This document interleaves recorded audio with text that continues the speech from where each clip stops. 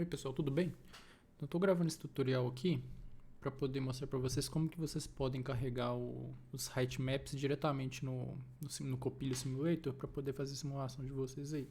Ou criar mapas no futuro, fazer o que for que vocês precisarem.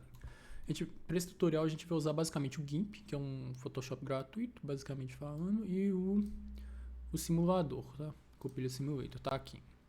A gente vai trabalhar em cima do mapa Cave, que o Douglas disponibiliza para vocês, que é esse aqui.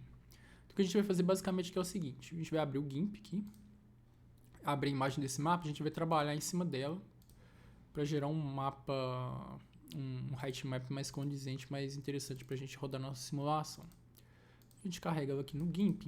O que a gente vai fazer em primeira mão aqui vai ser criar uma barreira. Porque esse mapa aqui, obviamente, a ideia do height-map é onde está mais claro ser o chão e onde está mais escuro ser os obstáculos. Então aqui não tem barreira nenhuma nas bordas, então vamos ter que criar uma barreira aqui. Para a gente poder fazer isso, a gente pode selecionar a figura inteira e fazer encolher a borda dela, shrink. A gente pode encolher essa borda em 10 pixels. Pronto. E aí a gente faz o seguinte: a gente vai de novo em seleção e dá um border de 5 pixels. Isso, e a gente criou ali uma barreira invisível, né? A gente cria uma nova camada aqui, pega a cor preta e pinta ela de preto. Então tá ali a nossa bordinha. Agora vamos tirar todo o lixo que está aqui em volta para esse lixo não ir para o nosso height-map. Então a gente vem aqui, seleciona a borda que ficou de fora, vem na camada de baixo e deleta. Pinta de branco, por exemplo, não é mais fácil, né? Não é de deletar, na verdade. Pinta de branco. E agora a gente está com a borda toda limpinha aqui. A outra coisa que a gente tem que fazer aqui é o seguinte: colorir todos esses obstáculos de preto por dentro. Por quê? Porque quando eu for gerar o meu height-map, eu não quero ter essa geometria esquisita, branca, uma paredezinha fina e um chão entre esses obstáculos. Eu quero que tudo seja sólido, né, nesse height-map. Então, seleciona aqui. Antes de fazer isso, eu torno todas as camadas uma só. Posso deletar as de baixo, né, porque eu não vou usar elas para mais nada.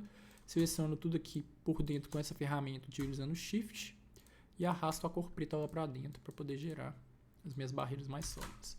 A última coisa que eu tenho que fazer com esse height-map aqui é inverter as cores, porque o simulador interpreta o preto como sendo a profundidade mais baixa e o branco como a mais alta. Então, height-map nada mais é do que o mapeamento da intensidade do pixel em altitudes lá no mundo tridimensional na minha malha. Então o que eu vou fazer aqui agora vai ser vir em Colors, vou fazer duas coisas. Primeiro, eu vou mudar o modo da imagem para RGB para poder adicionar cores no futuro. Depois eu vou inverter as cores aqui no Colors Invert. E agora sim eu tenho um height-map funcional que eu posso importar no simulador. Para importar ele eu venho em File, Export As. Vou salvar aqui em cima do antigo mesmo, porque eu não vou mais usar ele. E aí eu vou no simulador, no Copilha. Onde ele está? Está aqui. Vem em File, Import, Height Field, Height-map, mesma coisa, acredito eu. Mapas, cave.png que eu acabei de salvar. Não precisa mexer nos parâmetros de tamanho nem de escala no Z. Pode dar OK e importar do jeito que ele vier. Ele vai demorar um pouco, porque qual que é o problema aqui desse height-map que a gente gerou? Ele está muito... ele importou ali no canto porque eu estava mexendo nessa cena com outro mapa. Então vou dar um zoom aqui. Dando um zoom, ele tá preto. Por quê? Porque tem uma porrada de mesh ali, uma porrada de face ali, triângulo que não tá agregando em nada, tá só pesando a minha simulação. Por quê? Porque a ideia dessa tecnologia aqui, de height-map, é representar vastas quantidades de terreno utilizando poucas faces. Por quê? Para a simulação ficar mais leve, eu consegui rodar isso com pouco poder de processamento de forma eficiente, né? Então, do jeito que está aqui não tá legal, né? Então, se a gente chegar aqui, por exemplo, e arrastar um robô para cá e der play, ele vai demorar um pouco para rodar, por quê? Ele está bufferizando algum cálculo de física ali, tentando otimizar alguma coisa para jogar na engine de física. Então, ele demora um pouquinho para essa quantidade de faces que está nesse terreno aqui. Então, ele vai demorar um pouquinho, daqui a pouco ele rodou. Essa simulação está rodando aqui, ó, a 22 milissegundos, sem nada. Ou seja, está muito pesado, não está muito aceitável aqui. Como eu já citei anteriormente, se for rodar no notebook, pode ir para 80, 90, 100 milissegundos um terreno simples desse aqui não justifica e não está usando a tecnologia com o propósito que ela foi criada, né? Então, o que a gente pode fazer aqui é o seguinte, vamos dar um pause aqui, vamos deletar esse cara, que não está legal. Vamos voltar lá no GIMP e vamos simplificar a geometria. O que acontece? Aparentemente, cada pixel é uma face, ou a cada 2 pixels é uma face, eu não sei qual é o mapeamento, a proporção correta. Mas a ideia aqui é a gente reduzir a quantidade de pixels para a gente também reduzir a quantidade de faces e de fato utilizar o height-map da forma que ele foi feito para ser utilizado. Então a gente vai vir aqui em imagem. Aliás, a gente seleciona tudo Ctrl A, copia, Ctrl C, Ctrl Shift V para criar uma nova aba. Vamos vir em imagem e vamos reduzir o tamanho do nosso canvas para 64 por 64. Eu liguei aqui a corrente, ele vai reduzir proporcionalmente. E agora a gente vai, com essa ferramenta aqui, redimensionar também a imagem. Então a gente coloca aqui 64, eu vou dar Enter, ele vai colocar automático ali para mim. Então, beleza. Então agora a gente tem uma representação do height-map um pouco mais condizente com a tecnologia.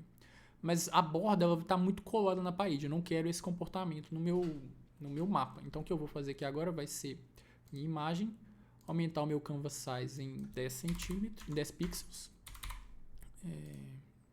width no height. Vou centralizar o meu mapa, criar uma nova camada, mais ou menos aqui no olho, não precisa ficar perfeito, criar uma nova camada aqui, que eu vou colocar embaixo e pintar ela de preto. Pronto, agora eu vou criar uma nova camada da visível e detalhes de baixo que eu não vou usar mais. Então agora esse mapa, eu posso exportar ele no mesmo lugar, eu não preciso mais do antigo. A representação não estava muito legal. Então eu vou voltar lá no simulador. O que eu vou fazer agora vai ser importar o mapa que eu acabei de salvar. Então vem no Height Field, Height Map, mapas, Cave. Não precisa mexer aqui na escala nem no tamanho do X e do Y. E aí temos o mapa que carregou muito mais rápido, de forma mais eficiente. Também pode ser utilizado na simulação de forma mais eficiente. Ou seja, está muito mais rápido aqui. Dá para poder enxergar a quantidade de faces de forma menos poluída, fica mais interessante aqui. Se a gente pegar um robô e arrastar para a cena agora e mandar rodar a simulação, a gente vai ver que rodou mais rápido e o tempo de simulação aqui está em 9, 8, às vezes 10 milissegundos, está muito mais rápido do que antes, né? Eu economizei bastante tempo de processamento aí. Bom, agora a gente vai trabalhar em cima desse mapa que já está otimizado para a gente utilizar na simulação. Como é que a gente vai fazer? A primeira coisa que a gente vai fazer vai ser desligar essa renderização de wireframe aqui, porque ela pesa um pouco. Então a gente seleciona o mapa aqui, vai em Tools, Senior Object Properties e desliga essa caixinha aqui, ó, Show Edges with Angles. Eu não sei por que está esse nome aqui, mas basicamente o que está fazendo é wireframe rendering, que é o termo correto de ser utilizado nesse contexto aqui. Então aqui a gente desligou, fica mais visivelmente mais agradável, a gente consegue, fica um pouco mais leve também na simulação, tá? Isso pesa um pouco. O que a gente vai fazer agora vai ser trabalhar nas propriedades do material que está sendo aplicado nessa geometria, nessa mecha, que vai me dizer para mim as propriedades de reflexão de luz desse objeto. Então eu vou trabalhar na propriedade de reflexão de luz ambiente difusa e vou colocar aqui tudo 1. Eu quero que ele reflita essa cor aqui para mim, para poder aplicar a minha textura no futuro e ela, de fato a cor da textura ir para o objeto, e não, o material não influenciar tanto assim na cor que está indo ali. Então aqui já tem um mapa que eu já posso trabalhar com a textura, então vamos texturizar ele para poder ficar visualmente um pouco mais agradável nas nossas simulações, né? Vamos voltar lá no GIMP. O que a gente vai fazer para criar essa textura? É selecionar esse height-map que a gente criou, Ctrl C, dar um Ctrl Shift V para criar uma nova aba. E agora a gente vai criar uma textura de alta resolução. A gente vem em imagem, Canvas Size, vamos fazer uma textura, liga aqui a correntinha, vamos fazer uma textura de 1024 por 1024. Redimensionei ali o canvas, vou redimensionar a imagem agora, para 1024 também. E agora eu tenho uma imagem gigante. Ele deu um blend automático para mim aqui dos pixels. E eu vou trabalhar em cima disso aqui para fazer a minha textura. Vamos fazer rapidinho aqui. Vai ser da seguinte forma. Vou pegar essa ferramenta, selecionar tudo que está preto. Vou inverter a minha seleção. Vou criar uma nova camada. E vou aumentar essa seleção aqui. Porque eu quero que onde está branco cubra onde estão os meus obstáculos. Só que quando ele gerou os obstáculos, ele gerou vértices a mais para poder representar a altura. Então eu quero cobrir esses vértices ao redor. Então eu vou aumentar aqui a minha seleção em 5 pixels. Ele aumentou um pouco ali, como vocês podem ver. E o que eu vou criar agora, eu vou utilizar essas texturas aqui do GIMP, vou arrastar lá para dentro aqui da minha seleção. Textura, para poder ficar ali texturizado. O que eu vou fazer agora vai ser basicamente deletar aqui a parte de baixo, criar uma nova camada. E a camada de baixo eu vou arrastar a mesma textura ali. Só que agora eu vou vir em Colors, vou vir em Colorize e vou colorir ela de verde, para representar uma grama, alguma coisa assim. É bem simples esse processo de texturização aqui, dá para fazer rápido e melhora bastante a apresentação do mapa, do projeto no geral, né? Se for usar para alguma coisa aí, mas para outras pessoas, apresentar para outras pessoas, etc. Então, dá um OK aqui, vamos colorizar também as barreiras aqui. Vou colocar um marrom. Tirar um pouco de saturação, iluminação, aumentar a saturação aqui um pouco, mexer aqui. Acho que um marrom assim, acho que tá OK. Beleza. O que a gente faz agora é criar uma camada nova da visível. Eu não vou usar mais as de baixo, eu vou trabalhar em cima dessa daqui. Então vamos lá. Vamos criar uma nova camada. Vamos duplicar essa aqui. Eu vou passar rápido, porque isso aqui, aprender isso aqui, eu tenho que ver muito tutorial, essas coisas assim. Então, passando rápido o que está sendo feito. Se quiser pegar com calma, assiste de novo, mais devagar, etc. Dá para pegar, dá para ver as ferramentas que eu estou usando aqui para poder texturizar, se vocês forem texturizar o mapa de vocês, etc. Então vocês vêm aqui no segundo mapa, e aí a gente vai vir aqui em filtros, vamos aplicar um filtro artístico de Olify, pintura a óleo. Vou aumentar um pouco aqui, diminuir um pouco as marcas para ficar bem saliente. Dá um OK. Eu vou deixar esse mapa aqui, vou vir no de cima, pegar um pincel com essa textura aqui. Vou vir aqui na cor. Vou deixar essa cor marrom aqui. Esse marrom, vou usar ele. O que eu vou fazer vai ser basicamente o seguinte. Eu vou reduzir o tamanho do meu pincel e vou pintar as bordas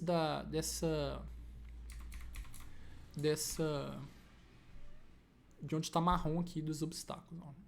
Não precisa ficar perfeito. Se fica perfeito, ótimo. Vocês podem trabalhar na imagem, mas a ideia é prototipar rápido algo que é apresentável. Então, vou simplesmente circular aqui a minha textura. Ficar bem interessante aqui, eu vou fazer uma composição de camadas, aplicar alguns filtros bem rapidinho aqui, vai ficar bem legal. Acabando de contornar aqui embaixo. Tentar contornar mais reto aqui. Contornar essa parte.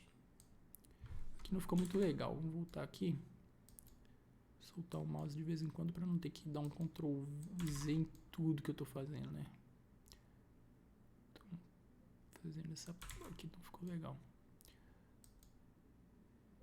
Descendo aqui, contornando aqui mais para o meio, subindo um pouco, acabando de contornar essa parte, já vou fechar as bordas de dentro do mapa aqui. Tô fechando a borda de dentro, vou contornar cada obstáculo aqui no meio. A ideia aqui é criar um blend que vai unir a grama com as montanhas de uma forma um pouco mais apresentável. Então a gente circula aqui, vem aqui também nesse último obstáculo, quase acabando. Mouse falhando um pouco aqui, pronto. As bordas de fora, e aí já acabou.